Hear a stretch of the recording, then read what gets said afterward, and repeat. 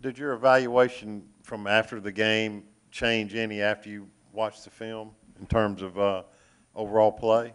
Well, just overall, not really. You kind of see, a handful of things during the course of the game, and then you can see some finer things, throughout the course of the game.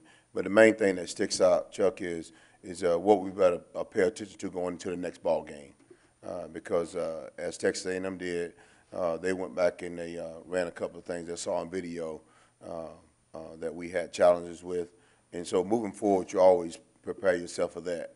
And so that's one thing that stuck out. But, kids are playing really hard, and that's the one thing that you see. They're really, really playing hard. They're finishing the ball game. They're playing with a lot of pride. And even the guys that are banged up, they're not complaining. They're going back out and playing the next snap. And that's what inspires you as a coach. When you see the young men, when you're already with a thin roster, and they're continuing to play hard, and not complaining, not making any excuses. And, that's what's motivating. Make you get up the next morning and come back in with enthusiasm to coach them up. Um, you talked about some of the good things that they did in the game, playing hard and getting some good reps. How do you feel like you can amplify those things going into another road trip at Vanderbilt this week? Well, the best thing about it's another SEC game. And, everything we've been through, you don't have to get these guys up, to play the next game. And knowing it's an SEC game on the road, and, we match up good against Vanderbilt, it's going to be a good physical football game.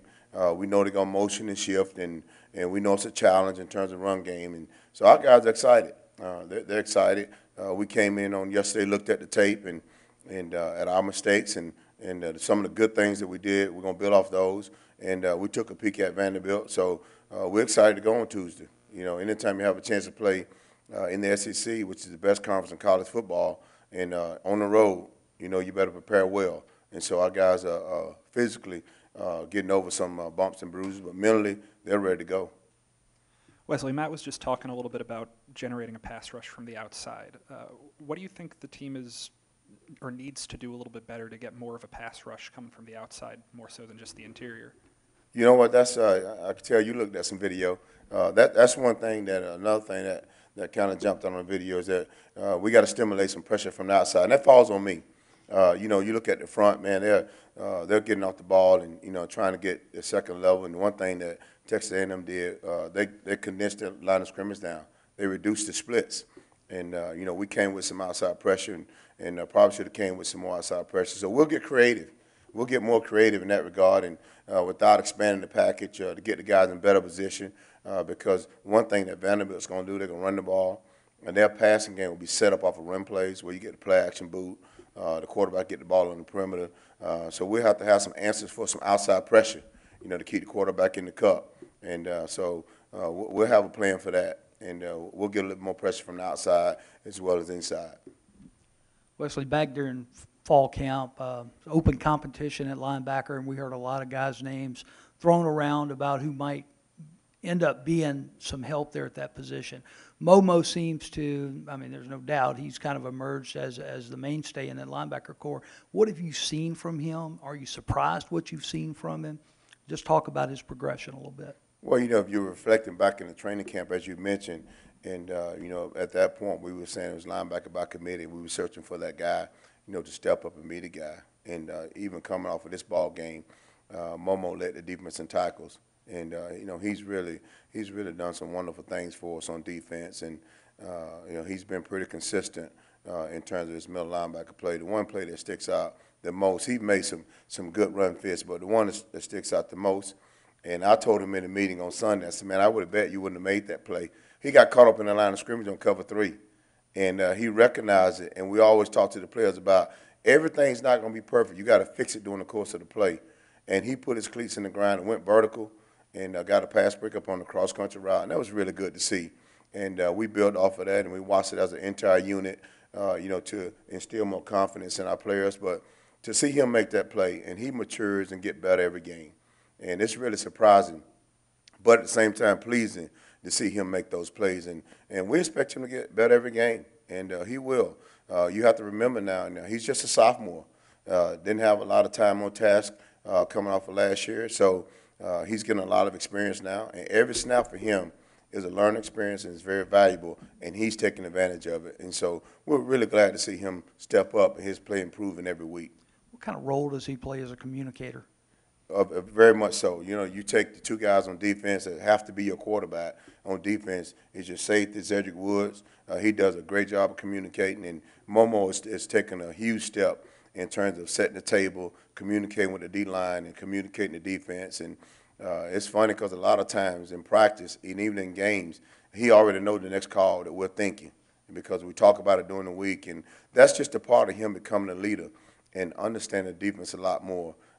So the more he get experience in that situation, the better he'll be in terms of communicating, recognizing offensive formations, and stepping up his play.